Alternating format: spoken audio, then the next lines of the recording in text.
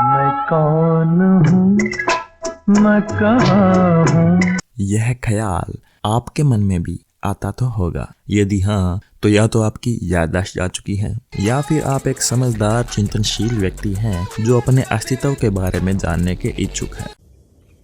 मैं हूँ कौन? अरे बताते हैं, तनिक सांस लो और पहले इंट्रो देखो।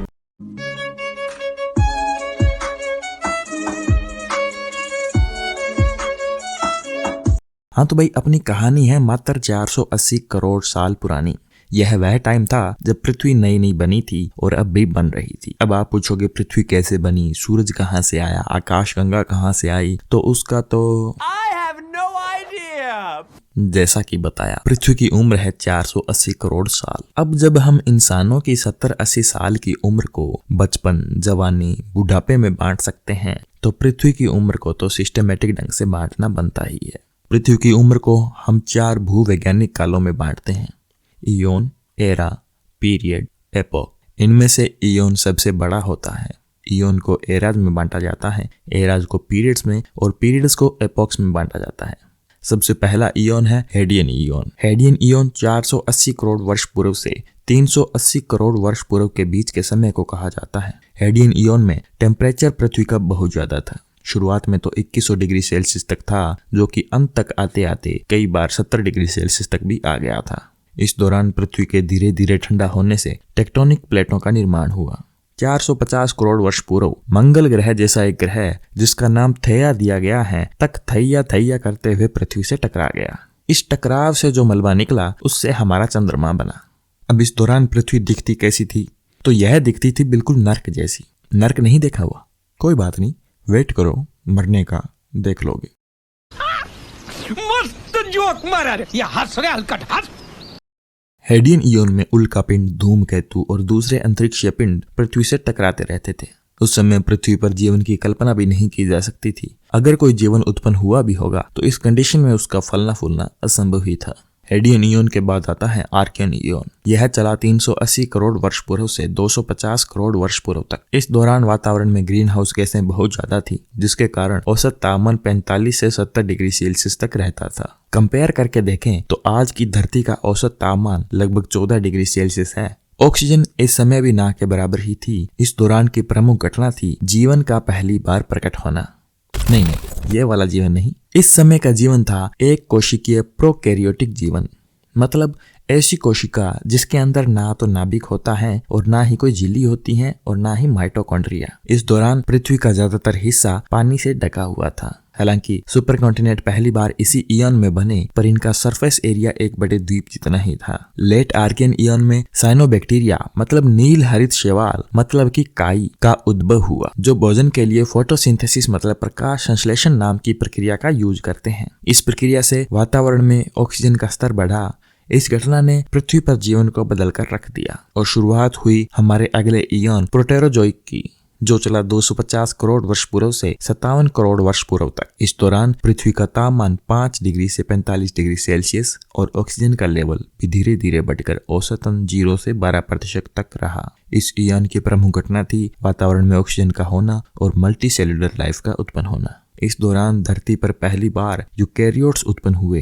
यूकैरियोट्स मतलब ऐसे जीव जिनकी कोशिका में नाभिक एवं झिल्ली मौजूद थी। हम इंसान भी यूकैरियोट्स में ही आते हैं। इस इयान के जीवों में डिकिंसोनिया और कार्निया जैसे जीव शामिल थे। जैसा कि आपको पता ही होगा, टेक्टोनिक प्लेट्स मूवमेंट करती रहती हैं, जिसके कारण नए नए महाद्वीप बनते एवं टूटते रहते हैं। प्रोटेरोजोइक इयन में first true supercontinent Columbia या लूना का निर्माण हुआ एवं आगे चलकर रोडिनिया सुपर कॉन्टिनेंट भी अस्तित्व में आया। प्रोटेरोजोइक इयन के दौरान ही हुरोनियन ग्लेशिएशन और लेट प्रोटेरोजोइक इयन में स्टर्शियन ग्लेशिएशन नाम की घटनाएं हुई, जब पृथ्वी एक तरह से बर्फ का गोला बन गई थी। अब आता है हमारा अंतिम इयन फेनेरोजोइक इयन, जो 57 करोड़ वर्ष पूर्व शुरू हुआ और अब तक चल रहा है। इस इयन में इतनी घटनाएं घटी कि इसको हमें आगे एरा में बांटना पड़ता है। इसे हमने 3 एरा पैलियोजोइक, मेसोजोइक और सेनोजोइक में बांटा है। इन एरा को भी बेहतर ढंग से समझने के लिए हमने इन्हें आगे पीरियड्स में बांटा है। पैलियोजोइक एरा जो 57 करोड़ वर्ष पूर्व से 24.5 करोड़ वर्ष पूर्व तक चला, उसको 6 पीरियड्स में बांटा गया।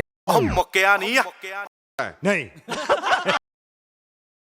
पहला है कैम्ब्रियन पीरियड। इसका समय था 57 करोड़ से 50.5 करोड़ वर्ष पूर्व तक। इस दौरान पृथ्वी का औसत तापमान लगभग 21 डिग्री सेल्सियस था। कैम्ब्रियन पीरियड में धरती पर ऑक्सीजन की मात्रा औसतन 12.5% थी। कैम्ब्रियन पीरियड की शुरुआत हुई एक धमाके के साथ, लेकिन यह धमाका जीवन लेने वाला नहीं बल्कि जीवन देने वाला था, जिसे कहा जाता है कैम्ब्रियन एक्सप्लोजन। इस दौरान पृथ्वी पर फाइटोप्लैंक्टन के कारण ऑक्सीजन का लेवल बढ़ा, जिसके कारण धरती पर नए नए प्रकार का जीवन संभव हुआ। इस दौरान पिकाया नाम की ईल मछली जैसा दिखने वाला यह जीव, जिसे वर्टेब्रेट्स यानी कि रीढ़ की हड्डी वाले जीवों का पूर्वज माना जाता है। इसके अलावा एनोमलोकेरिस नाम का यह शिकारी जीव, जो 1 मीटर से भी ज्यादा बड़ा हो सकता था, कैम्ब्रियन पीरियड के समुद्रों में घूमते रहते थे। इस टाइम के आर्थ्रोपोड्स ने भी इन शिकारियों से बचने के लिए समुद्री पानी में मौजूद मिनरल्स की सहायता से अपने शरीर पर सख्त शेल्स और एक्सोस्केलेटन्स विकसित किए, जैसे कि विवाक्सिया और तरह तरह के ट्राइलोबाइट्स। कैम्ब्रियन पीरियड तक आते आते धरती पर गोंडवाना महाद्वीप का निर्माण हो चुका था। भारत भी इसी गोंडवाना महाद्वीप का एक भाग था। कैम्ब्रियन पीरियड की शुरुआत जहाँ नए नए प्रकार के जीवन की उत्पत्ति से हुई, वहीं इसका अंत भी हुआ उस जीवन के अंत से। कैम्ब्रियन पीरियड के अंत में कैम्ब्रियन ऑर्डोविशियन एक्सटिंक्शन नाम का इवेंट हुआ, जिसके अंदर समुद्र में ऑक्सीजन की मात्रा काफी घट गई, जिससे अधिकांश जीवों की प्रजातियां नष्ट हो गई।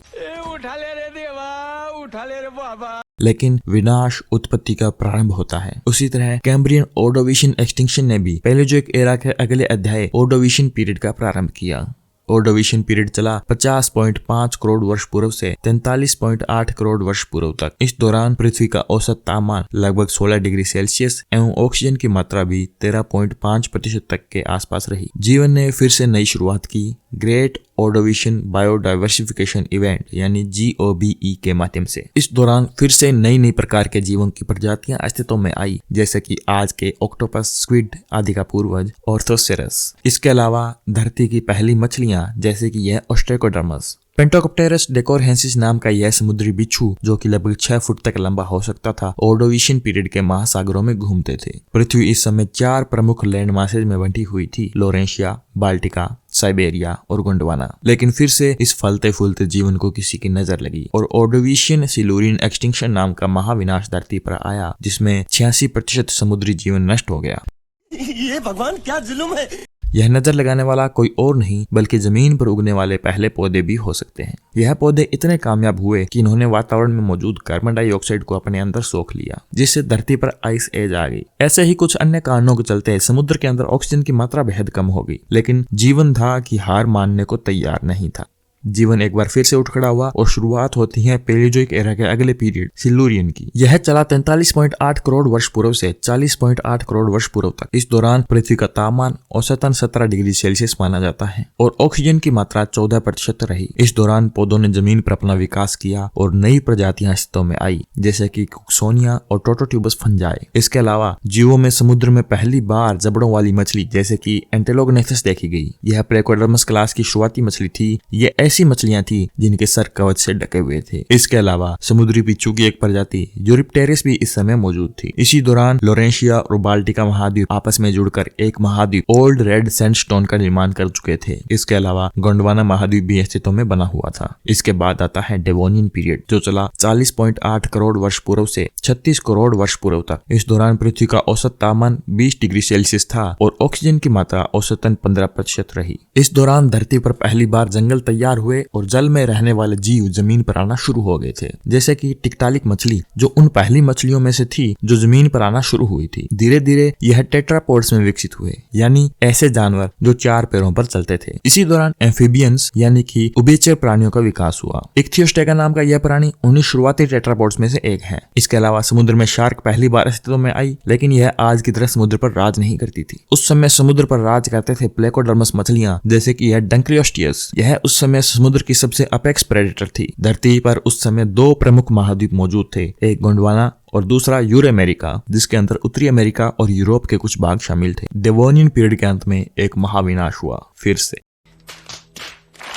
जिसमें 75% जीवों की प्रजातियां नष्ट हो गई थी। इसे लेट डेवोनियन एक्सटिंक्शन नाम दिया जाता है। इसका प्रमुख कारण उस समय के वातावरण में ऑक्सीजन में आई अचानक गिरावट को माना जाता है। अब बारी आती है कार्बोनिफेरस पीरियड की, जो चला 36 करोड़ वर्ष पूर्व से 28.6 करोड़ वर्ष पूर्व तक। इस समय पृथ्वी का औसत तापमान 14 डिग्री सेल्सियस और ऑक्सीजन की मात्रा बढ़ते बढ़ते 32.5% तक के रिकॉर्ड स्तर पर पहुंच चुकी थी। इस बढ़ी हुई ऑक्सीजन का सबसे ज्यादा फायदा उठाया आर्थ्रोपोड्स, मतलब कीड़े मकोड़े, इनका आकार उस समय बेहद विशाल हो गया था, क्योंकि एक तो वातावरण में ऑक्सीजन की मात्रा बहुत थी और दूसरा स्थल पर इनका कोई बड़ा शिकारी मौजूद नहीं था। इन विशाल कई कीड़े मकोड़ों में शामिल थे ऑर्थ्रोप्लूरा, मेगान्यूरो जैसे जीव जो कि कार्बोनिफेरस पीरियड के विशाल कई जंगलों में रहते थे। कार्बोनिफेरस पीरियड में ही पेंजिया सुपर कॉन्टिनेंट बनकर लगभग तैयार हो चुका था। यह इतना विशाल सुपर कॉन्टिनेंट था कि समुद्र से आने वाली नमी इसके अंदरूनी भागों तक नहीं पहुंच पाती थी, जिसके कारण इसके अंदरूनी भागों में मौजूद विशाल कई जंगल नष्ट हो गए और आज के जमाने में इस्तेमाल में आने वाला ज्यादातर कोयला इन्हीं जंगलों के नष्ट होने से बना है। लेकिन इस घटना के कारण टेट्रापोड्स नए तरीके से विकसित हुए और धीरे धीरे उन्होंने जमीन पर अंडे देना शुरू कर दिया। उनके अंडे कवच से घिरे होते थे ताकि उनके अंदर की नमी सुरक्षित रहे। ऐसे जीवों को एमनियोट्स कहा जाता है। एमनियोट्स आगे चलकर दो भागों में बंट गए, एक सिनेप्सिड्स जो आगे चलकर मैमल्स में विकसित हुए और दूसरे सोरोप्सिड्स जो आगे चलकर रेप्टाइल्स में विकसित हुए।